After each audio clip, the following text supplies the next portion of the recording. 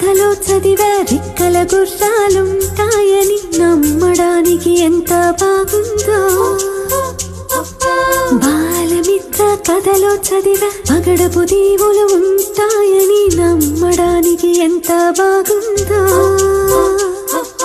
నా కోసం రెక్కల గుర్రం ఎక్కి వస్తావని పగడపు దీవికి నువ్వే నన్ను తీసుకెళ్తావని ఇక ఏనాటికి అక్కడే మనము ఉంటామని నమ్మడానికి ఎంత బాగుందో. నమ్మడానికి ఎంత బాగుందో.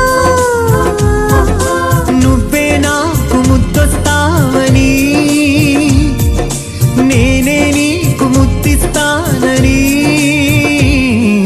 నమ్మడానికి ఎంత బాగుందో. నమ్మడానికి ఎంత బాగుందో.